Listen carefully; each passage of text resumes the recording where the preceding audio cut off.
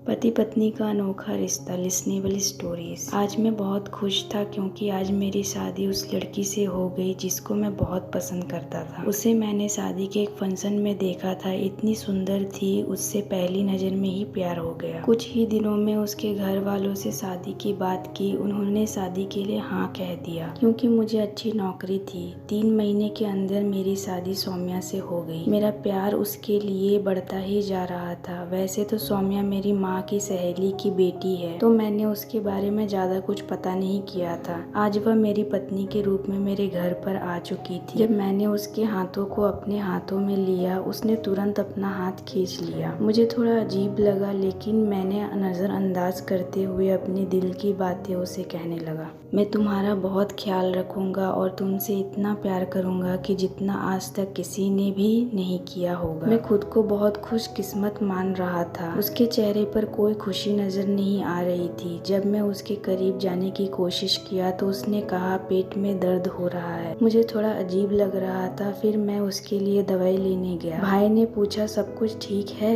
मैंने कहा, बस सौम्या की तबीयत थोड़ी ठीक नहीं है, इसीलिए दवाई ले जा रहा था। उसने कहा, जब उनकी मर्जी के खिलाफ शादी हो जाती है, लड़कियां शादी के पहली रात ऐसे ही बहाने बनाते हैं। उसकी बातें सुनकर मैं सोचने लगा कि क्या सच में उसे मैं पसंद नहीं हूँ? अगर उसे पसंद ही नहीं था तो उसने शादी के लिए हाँ क्यों कहा? मैं कमरे में गया और सौम्या को दवाई दी और उसे आराम करने को कहा। लाइट बंद करके मैं बाहर हॉल में आ गया था। सोफे में बैठकर सोचते सोचते कब मेरी आंख लग गई पता ही नहीं चला। माँ ने मुझे उठाया, फिर सौम्या को देखने के लिए अंदर भेजा। कमरे में जब मैं गया, सौम्या वहाँ नहीं थी, शायद बाथरूम में थी। जब मेरा ध्यान बेड के सफेद चादर पर लाल धब्बे पर पड़ी, मैं गुस्से से लाल हो चुका था। मैंने उससे कई सवाल पूछे, लेकिन उसने कोई जवाब नहीं दिया। मुझे सारी बातें जाननी है, साफ साफ बताओ वरना मैं तुम्हें तलाक दे दूंगा। ऐसे बातें सुन वो बहुत घबरा गई और बोली कि मुझे सिर्फ 3 महीने का समय दो, मैं तुम्हें सब कुछ बता दूंगी, बस अभी कुछ नहीं पूछना। फिर मैंने कहा कि मुझे मेरे सवालों का जवाब चाहिए। तुमने मुझे अपने पास नहीं आने दिया। मैं तुम्हारे प्यार में इतना अंधा हो गया था कि तुम्हारे बारे में कुछ भी पता नहीं किया, पर अब लग रहा है कि तुमसे शादी करके मैंने बहुत बड़ी गलती कर दी। मेरा गुस्सा देखकर सौम्या बहुत डर गई और रोने लगी। उसे रोता देख मुझे बहुत बुरा लग रहा। शादी के 2 दिन में ही मेरी पत्नी ने मुझे मेरी ही नजरों में गिरा दिया। चेहरे से इतनी मासूम दिखने वाली सौम्या अंदर से इतनी बुरी होगी या मैंने कभी सोचा नहीं था। मुझे बहुत ही अकेलापन महसूस हो रहा था। दिन रात का कुछ पता नहीं चल रहा था। ऑफिस से आते ही जब कमरे से थोड़ी दूर पर था, तब किसी के बोलने की आवाज आ रही थी। आवाज सौम्या की लग रही। सौम्या शायद फोन पर किसी से तो कह रही थी कि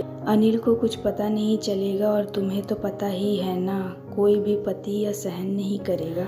अगर उसे सच पता चल गया तो वो मेरी जान ही ले लेगा। वह और भी बहुत कुछ बोल रही थी, लेकिन मेरे कानों को वह सुनने की हिम्मत नहीं थी। मुझसे अब रहा नहीं गया और मैंने उससे पूछा कि तुमने मुझसे शादी क्यों किया, अगर तुम्हें कोई और पसंद था? उतना सुनते ही उसके चेहरे का रंग फीका पड़ गया। उसने कहा कि मैं सिर्फ तुमसे प्यार करती हूँ, मैं किसी और के बारे में सोच भी नहीं सकती। मुझे उसका हर शब्द झूठा लग रहा था। तो मुझसे दूर जाने की क्यों बहाने ढूंढती रहती हो? तब वह बोली कि मैं तुम्हें अभी कुछ नहीं बता सकती, तुम्हें थोड़ा इंतजार करना पड़ेगा। एक दिन मैं ऑफिस से थोड़ा जल्दी आ गया। जब मैं कमरे में गया तो सौम्या नहीं थी। मैंने उसे सारी जगह देखा पर वह मुझे नहीं दिखी। माँ से पूछा तो उन्होंने बताया कि भाई के साथ हॉस्पिटल गई है। 1 घंटे से ज्यादा हो गया था, अभी तक दोनों लौट कर नहीं आए थे। थोड़ी देर बाद रूम का दरवाजा खुला और वह अंदर आए। मुझे देख थोड़े हैरान और परेशान से लग रहे थे। कहने लगी कि मेरी तबीयत ठीक नहीं थी, इसीलिए आपके भाई के साथ डॉक्टर के पास गई थी।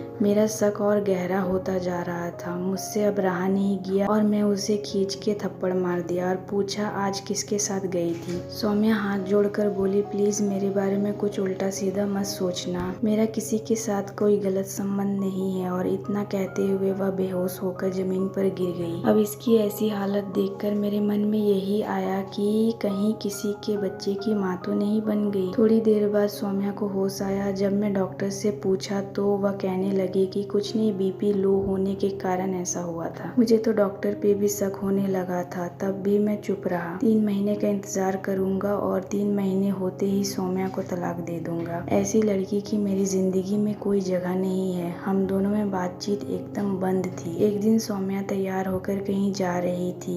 मैं भी उसके पीछे गया। वह क्लिनिक के अंदर गई। थोड़ी देर बाद जब मैं अंदर गया तो वह मुझे कहीं दिखी नहीं और रिसेप्शनिस्ट को अपनी पत्नी का नाम बताया। उसने कहा, यह आपकी पत्नी की रिपोर्ट है, आप उसे डॉक्टर के कैबिन में ले जाइए। रिपोर्ट देखने की तो मेरी हिम्मत नहीं थी। मैं सीधे ही कैबिन में पहुंचा। मैं बहुत शर्मिंदा था। सौम्या कहने लगी, मुझे ऐसी बीमारी है जिस वजह से मैं आपके पास नहीं आ सकती थी। जब मैं 13 साल की थी मुझे पीरियड्स आना शुरू हुआ, पर जब पीरियड्स आते थे तो रुकते नहीं थे। डॉक्टर को दिखाया पर कोई फायदा नहीं हुआ और जब मैं 23 साल की हुई मुझे आपका रिश्ता आया था। मैं शादी करना नहीं चाहती थी। फिर मेरी बहन ने मुझे समझाया कि इतना अच्छा रिश्ता आया है, मना मत करो, हो सकता है तुम्हारी किस्मत में यही लड़का हो जो तुम्हारा साथ दे। मेरी दवाइयाँ चल रही थी। डॉक्टर ने बोला कि 3 महीने और ट्रीटमेंट ले लो, दवाइयों का कोर्स पूरा कर लेना और शादी के बाद अपने पति के पास मत जाना क्योंकि उसको भी इन्फेक्शन हो सकता है। मैं इसी कारण से आपको दूर रखती थी और कोई वजह नहीं था। और आज वह ट्रीटमेंट की दवाइयों का कोर्स खत्म हो गया है और वह इशू भी खत्म हो चुका है। यह सब सुनकर मुझे खुद पर शर्मिंदगी महसूस हो रही थी। मैं सौम्या से माफी मांगा और सारी गलतफहमियों को तोड़कर हम अपने घर चले गए। दोस्तों, जीवन में कई बार ऐसा वक्त आता है जब हम सिर्फ गलतफहमियों की वजह से अपनी जिंदगी बर्बाद कर लेते हैं। इसीलिए थोड़ा विश्वास और थोड़ी समझदारी दिखाइए तो रिश्ता इस तरह से खराब नहीं होगा। आशा करती हूँ ये वीडियो आपको पसंद आया होगा। इस वीडियो पर आपकी क्या राय है हमें कमेंट कर जरूर बताएं। वीडियो पसंद आया तो लाइक और शेयर करना बिल्कुल ना भूलें। चैनल पर नए हो तो चैनल को सब्सक्राइब जरूर कीजिए। वीडियो देखने के लिए, कहानी सुनने के लिए आपका बहुत बहुत धन्यवाद।